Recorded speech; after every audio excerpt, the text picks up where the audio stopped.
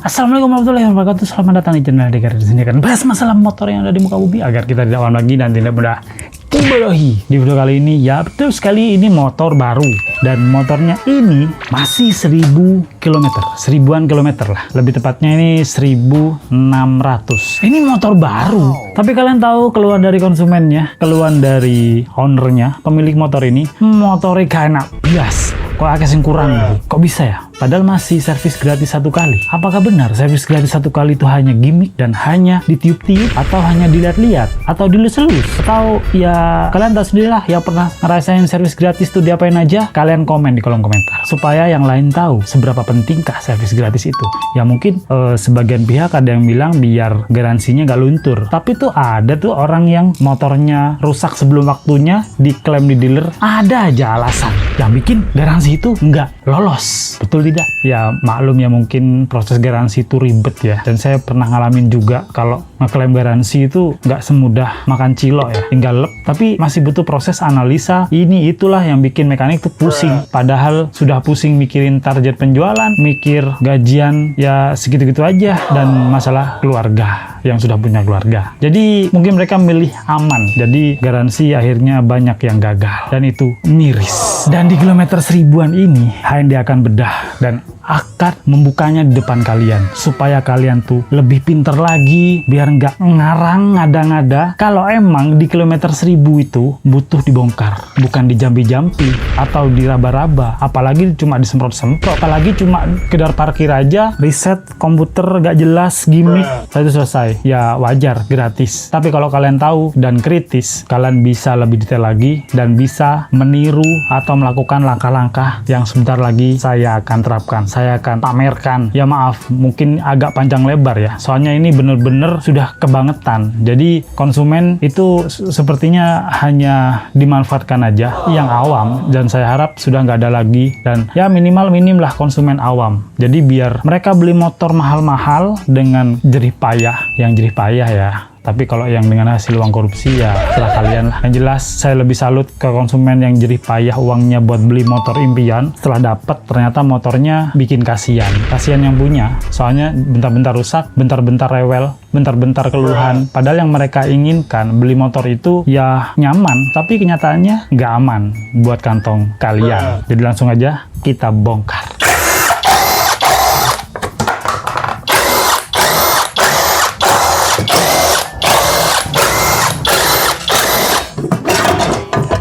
Hanya di HND, motor baru sudah di anu-anu. Anu-anu apa? Yuk kita cari tahu. Karena ini motor baru, jadi wajar lah kalau dalamannya masih bersih ya. Jadi nggak banyak celetong, nggak banyak tai atau apalah. Nah, yang jelas bersih. Dan kita tinggal bongkar saja. Mudah bukan? Cewek aja kayaknya bisa ini bongkar-bongkar kayak gini. Kalau kalian punya impact, dalamannya masih minim debu, dan kalian bisa lihat sendiri debunya minim banget. Dan ini sangat baru karena cat-catnya ini masih terlihat fresh, jreng, dan sama sekali gak ada kehausan di sini. Ya wajar karena 1000 km gitu loh. Ya karena 1000 km ya, jadi saya pikir sih, dan mungkin kalian pikir gak ada kausan ya, tapi ternyata kausan sudah mulai ada, yaitu di bagian roller. Ini di bagian roller, dan ini masih 1000 km loh, seriusan. Ini 1000 km sudah aus, kelihatan ausnya, dan kita putar ke sisi lainnya, masih belum. Yang aus hanya di bagian sini. Nah ini bagian sini aus. Ini untuk keseluruhan, ini kausannya sudah mulai muncul di bagian roller. Ternyata rollernya ini nggak awet ya. Ada kok roller yang lebih awet dari standar pabrik. Jadi kalian jangan terpicu kalau standar pabrik itu awet. Sekarang sudah beda zaman bos. Nah ini sudah mulai aus-aus ini. Tapi sedikit. Tapi setidaknya kalian tahu kalau ini sudah mulai aus. Tapi masih bisa dipakai. Jadi ausnya itu yang aneh. Kilometer 1000-an kok udah aus. Apalagi 10.000. Padahal usia pemakaian roller itu kalau nggak salah bareng sama Vibel sekitar 24.000. Kita lanjut ke komponen lain. Komponen yang paling krusial yaitu komponen ini. Dan di sini sudah terlihat ya, ada lembab-lembab. Ini mungkin pelumas yang bleberan ya dari pabrik. Yang mungkin ngasih pelumasnya itu agak belepotan atau gimana. Saya kurang paham. Dan ini merek spare partnya FCC. Kelihatan. Dan kita akan bongkar di kilometer 1000. Apakah sudah hitam? Cekicrot. Awas jatuh. Alatnya ganas. Ini dia, kalau PCX ADV itu pirnya sudah nggak perlu diganti yang racing ya, nggak perlu ganti yang balap-balap. Soalnya pirnya ini sudah keras, sudah panjang. Yang perlu diganti itu ininya nih, ininya plastik marah. Ini plastik, ganti yang besi. Dan HND punya stok yang besi, dan itu langsung kita ganti. Kita buang saja. Di minusnya di sini, dan kita bersihkan dulu debunya. Kita bersihkan dulu ya debunya.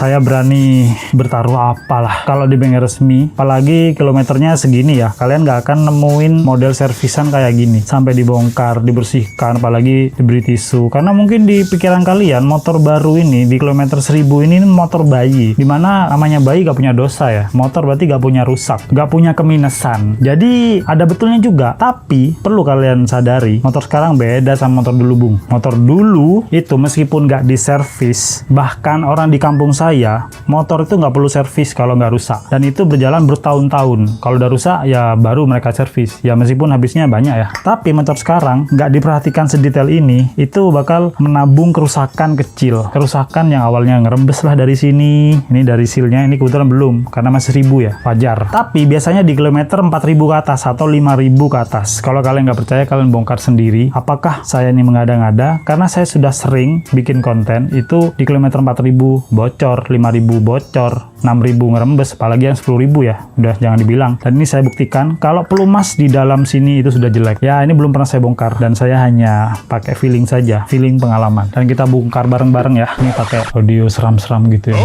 Kita bongkar bareng-bareng ya, apakah saya ini pembual, pembohong, atau emang kenyataan dan fakta kalau motor sekarang itu ya emang manja. 1, 2, wah mudah banget nih kayaknya nih. Iya, kebuka guys. Dan kalian tahu ini bagus banget. Lucunya bagus banget ya motor sekarang pelumasnya itu. Padahal masih 1000 kilo loh. Nangin-nanginung. Ini sangat putih, sangat bening loh. Serius nih, sangat bening. Sungguh membagongkan ya. Ternyata motor baru itu ya servis gratis ya, nggak mungkin lah. Kalian kalau nggak percaya, ini saya tampilkan poin-poin servis pertama, kedua, ketiga, dan keempat itu apa aja ya, terutama 1-2 lah. Karena ini masuk servis 1-2 ya, dan itu sama sekali nggak ada bongkar-bongkar di bagian sini. Dan saya harap kalian yang sudah subscribe jadi sahabat HND, kalian jadi lebih pinter lagi, lebih kritis kalau seandainya kalian pengen meminang motor baru. Jadi nggak asal percaya gitu sama dealer. Ya bener, dealer itu bengkelnya besar ya, tapi dalamnya belum tentu, maksudnya SDM-nya. Kalau konsumennya pinter, bengkelnya mumpuni, ya motor selamat. Karena yang punya motor tuh kritis dan berpengetahuan lebih. Akhirnya mekanik yang males-malesan jadi sungkan sama kalian, dan akhirnya motor kalian dibenerin secara maksimal. Ya nggak apa-apa lah kalian ngasih tips ke mekanik yang mau bongkar kayak gini, karena jarang. Kita sisihkan dulu pelumas-pelumas yang kotor tadi, atau pelumas yang istimewa tadi. Ini kita buang, jangan dipakai lagi ya. Apalagi dipakai sele roti, motir kamu. Ini pelurunya dipisahin dulu. Makanya HND itu males banget kalau pas ngerjain motor tuh bareng-bareng alias antri. Sukanya itu ya janjian dulu. Jadi biar satu motor tuh selesai sampai ke akar-akarnya. Bahkan sekelas motor baru kayak gini, itu orang kadang kaget. Kenapa ada motor baru di HND? Padahal kilometernya masih rendah. Mau diapain? Kan motornya masih bagus. Motornya masih ngencling-kinclong. Tapi kenapa kok sudah markir di HND? Ya jawabannya ini. Kalau kalian yang selalu ngikutin channelnya HND, ya kalian bakal jadi manusia plus-plus yang akan lebih tahu dari manusia biasa. Karena kalau manusia biasa mah lihat motor baru kayak gini, mereka sudah mendewakan. Mereka sudah ngira motor baru ini bagus banget, bersih, nggak ada cacat, nggak ada minus-minus, apalagi bagian servis mungkin hanya cek ban, cek oli, rem, beres. Padahal mereka nggak tahu kalau ada yang lebih serius di bagian dalam. Ada yang lebih detail lagi yang akan mengancam kerusakan ke depannya di motor kalian, yaitu bagian puli dalam, khusus motor matic. Ya karena sekarang motor matic itu mendominasi mendominasi bahkan sampai 80% di jalanan. Jadi wajarlah HND mengangkat di permukaan. Jadi mitos-mitos seputar motor dan fakta-fakta motor matic itu akan saya ungkap di channel ini supaya kalian nggak awam lagi dan pastinya nggak mudah dibodohi. Jadi ini kenapa saya membersihkannya pakai tisu? Ya karena tisu itu adalah lambang kesterilan ya. Warnanya putih lagi. Mana ada tisu hitam? Nggak ada. Coklat pun nggak ada. Itu pun mungkin tisu paling jelek warnanya agak putih tulang. Tapi kalau untuk tisu ini, memang sengaja saya nyetok tisu buat menspesialkan konsumen-konsumen HND yang sini, terutama subscriber ya. Kalau subscriber mah paling di hati dah, seriusan. Karena subscriber secara langsung mendukung HND dalam mencerdaskan orang-orang yang ada di negara ini. Seputaran motor pastinya, bukan politik. Kalau politik mah beda lagi tuh, beda channel. Kayaknya pengen mencerdaskan orang dari segi perawatan motor, dan mereka tuh nggak dibodoh-bodohin tuh sama orang yang ngakunya sok pinter, tapi mereka aslinya mengutamakan kepentingan diri sendiri, dan itu sudah banyak, sudah tidak menjadi rahasia umum, betul tidak? Kita pindah ke komponen satunya. Pokoknya semua komponen kita sikat habis, harus bersih total supaya motor ini nggak hanya baru tapi luar dalam akan terjaga sampai nanti, sampai orangnya tua. Iya kalau motornya nggak dijual. Dan pelumasnya saya pakai Gedo Yoshi, emang sengaja ditaruh di tempatnya rambut gini biar lebih simpel aja. Dan bagian-bagian yang perlu kalian kasih pelumas itu adalah bagian sini, di bagian dalam, bagian rochesnya ini, bearing bambunya kalian taruh aja, tekan-tekan di bagian bearing bambunya supaya pelumasnya bisa meresap ke dalam. Jadi kita tekan supaya pelumasnya ke seluruh pelosok dalam. Pelosok mau kemana aja. Dan di bagian sini jangan terlalu banyak, yang penting basah. Bagian dalam nih pelumas yang bagus tuh kayak gini, bukan yang kayak tadi itu hanya bercanda aja. Setelah itu kita pasang pelan-pelan saja bung, ini motor masih gadis nih bung, jadi gak usah gerusa-gerusu, yang penting hasilnya maknyus. Setelah itu kita persiapkan pelurunya kan masih ada di bawah dan masih belum dibersihkan. Pelurunya itu ini, dan peluru ini ada 3, tapi kalau dipecah dia akan jadi 6 bagian, jangan lupa dipecah ya. Ini ada 3, kan saya mulai pecah jadi 6 bagian, yang laki sama yang cewek dipisahin ya, tapi nanti kita satuin lagi biar nggak galau. Kita unyel-unyel ya, kita grepe-grepe ini, kita raba-raba, kita umek-umeknya, terserah udah mau diapain lah, yang penting ini bersih. Dan kalau sudah bersih seperti ini jadinya, sudah tidak ada pelumas lagi di bagian ini, dan kita satuin lagi dengan pelumas. Itu caranya. Ini kan cowoknya nih, dicelupin aja nih ke stempet, nggak usah banyak-banyak, masukin ke ceweknya. Nah, dan begitu juga dengan yang lain. Ini kita pasang. Padahal ini bukan pagi ya, tapi ada ayam tuh. Jangan-jangan ayam kesiangan kali ya, atau ayam kos-kosan. Ini kalau sudah masuk semua, kita tambahin pelumas. Untuk pelumasnya cukup segini aja. Kalian lihat, kira-kira seginilah. Ya, jangan sampai penuh. Kalau penuh nanti tekanan terlalu besar terjadi di bagian dalam, akhirnya bikin sealnya itu cepat bocor. Dan sebelumnya kita bersihkan dulu kolarnya, lanjut kita pasang. Karena ini masih bersih, kita kuas aja. Boleh ditiup pakai moncong kita. Nah, setelah itu ini pasang. Karena ini konsumen spesial HND dari Surabaya, jadi apa yang kurang mantap dari pabrik kita ganti dengan yang lebih mantap, yaitu ini pakai besi. Yang awalnya itu plastik, tapi ini besi.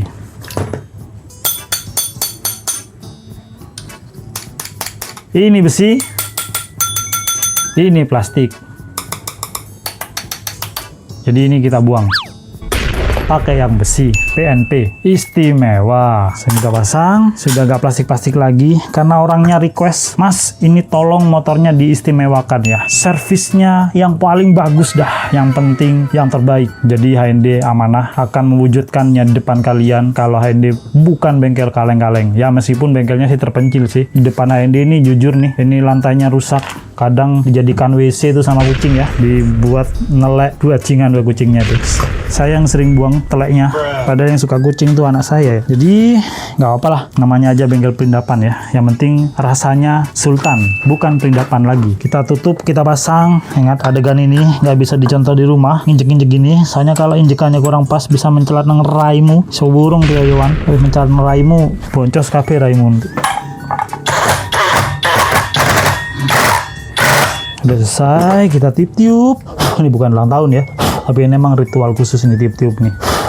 Istimewa. tinggal pasang di motor dan kita ambil rumah rollernya, kita bersihkan bagian tengah. Ingat ini area kering, tapi yang boleh basah hanya di bagian bos, tengah ini. Gak capek-capeknya saya ngingetin kalian supaya kalian juga bisa jadi mahir, jadi spesialis kayak HND, spesialis motor matic, lebih tepatnya perawatan motor matic. Jadi bukan bikin motor ya, pelumasnya dikit aja, kita colek aja kayak makan wasabi. Sombong amat. Jadi coleknya dikit aja. Terus kita putar-putar gini supaya bisa merata di bagian dalam. Terus kita balik, masukin ke bagian sini. Oh, istimewa. Kalau udah selesai, kita mulai rakit, yaitu bagian rollernya. Kita pasang, jangan sampai kebalik. Nah, ini kita akan ingatkan lagi ke kalian yang mungkin masih baru belajar bongkar-bongkar sendiri. Kalau masang roller, di bagian lebarnya, ini kan bagian luarnya ya. Ini bagian lebarnya, ini bagian yang paling sempit lah. Ya wis, ini bagian penampangnya lah. Ini bagian ekor lah, bagian apa ini ya? Bagian pantatnya lah. Ini pantatnya nih ngadep ke sini. Nah, nih kelihatan ya. Ke sini. Soalnya muternya rumah roller tuh ke sini. Jadi biar gesekan ke rumah rollernya ini itu mengenai plastiknya ini. Jadi biar nggak haus ke bagian sininya. Kalau pas diginikan, diposisikan gini, itu dikhawatirkan pinggirnya ini cepet haus, akhirnya yang bergesekan di bagian tengahnya. Di mana bagian tengah, bagian roller ini adalah besi. Dan besi vs aluminium, pasti yang kalah aluminiumnya. Otomatis nanti yang rusak bakal rumah rollernya. Dan itu sangat tidak disarankan karena roller lebih murah daripada ini rumahnya. Jadi untuk pemasangannya jangan kebalik ya, gini. Dan itu seterusnya berlaku untuk yang lain, gini. Jadi nggak ada yang dipasang bolak-balik, nggak ada. Ya arahnya emang gini. Kalau dari pabrik itu nggak sesuai dengan yang HND sarankan, berarti pabriknya minta les tuh, minta les khusus tuh ke HND tuh. Ngeri sih kalau sampai HND ngelesin pabrik secara gitu, bengkel kecil gitu. Mana mungkin ya, nggak mungkin ya. Ya gitulah. Nah ini kalau sudah terpasang dengan benar, kita pasang plate remnya dengan pisletnya. Ini namanya plate rem yang besi. Pislet itu yang ini yang kecil, atau kalau bahasa Inggrisnya PH slide slide. Wah, ruwet pokoknya. Ya wis, orang banyak bilang itu slider gitu, atau peredam getar. Soalnya ini kalau sampai kocak, ini didorong gini gak lepas. Kalau yang kocak tuh didorong gini tuh udah mencolot tuh, lepas. Bahkan diginikan tuh jatuh. Tapi ini enggak. Wajar lah, 1000 km gitu. Jadi masih seret ya, masih sepan, masih aduhai pokoknya. Jadi kalau ininya kocak, itu efeknya biasanya suara kasar di pagi hari atau pada saat lamsam. Nah, kalau semuanya sudah terpasang gini, tinggal kita rakit. Sebelum kita rakit semuanya, nah kita lihat dulu nih, di sini ada sedikit debu. Jadi kita kuas ya, jangan pakai bensin. Ingat baik-baik, jangan pakai bensin. Pakai air boleh, tapi kalau pakai air kan nanti kalau nggak bersih takutnya bekarat tuh di bagian besi-besi yang ini. Asasnya ini kan besi. Jadi mending pakai kuas. Kalau kalian punya kompresor, ya pakai kompresor. Kalau nggak punya kompresor, pakai moncong kalian tuh ya, nggak apa-apa ya. Moncong kalian yang manyun tuh nggak apa-apa dah. Tambah kenceng tiupannya, tambah sip. Nah, ini saya pakai kuas aja biar lebih simple. Nah, ini auto kinclong, auto ngencling lagi. Bayangkan ini bolo, kalau ini sampai 10.000 km nggak dibuka-buka di bengkel resmi, cuma disemprot-semprot atau cuma ditiup-tiup atau nggak dibongkar-bongkar, ya bakalan horor CVT kalian. Ya mungkin nanti ujung-ujungnya ganti inilah, ganti itulah. Kan bikin konsumen gedek motor baru, bukannya hemat, fokus mikirin cicilan, mikirin perawatan. Setelah itu kita semprot biar lebih afdol.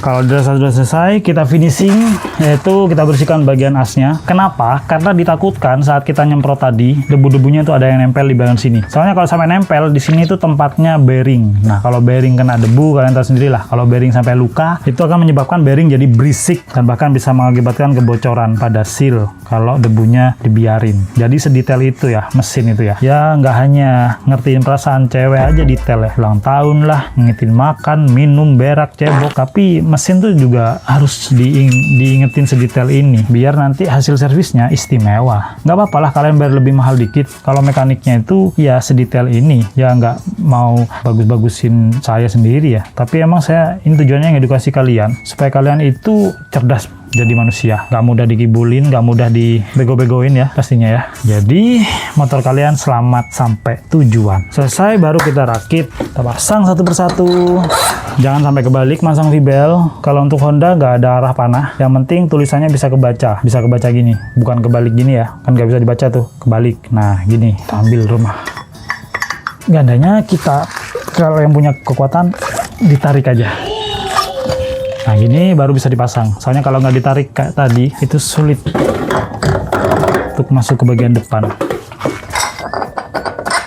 Oh ini kelupaan ini, bagian kipas biar anginnya sejuk, jadi kipasnya juga dibersihkan. Nggak apa-apa, durasi videonya agak lama, yang penting kalian ilmunya makin tahan lama. Steam bawah, itu kita pasang.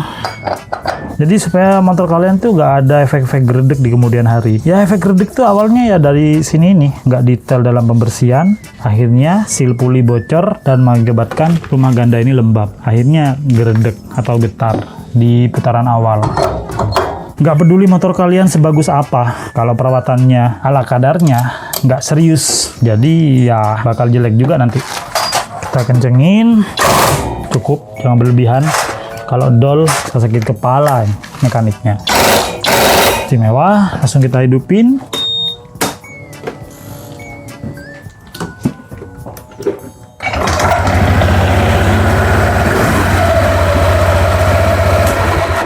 Nah, kalau udah kenceng gini, berarti semua sudah pada posisinya, tinggal kita tutup saja.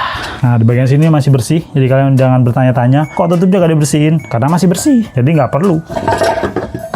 Setelah kita bongkar tadi dan kita rakit lagi, dan jangan sampai ada yang lupa, soalnya kadang kalau di bengkel tuh kesusu, akhirnya ada baut yang ketinggalan. Jadi bisnis baut, karena bautnya lebih.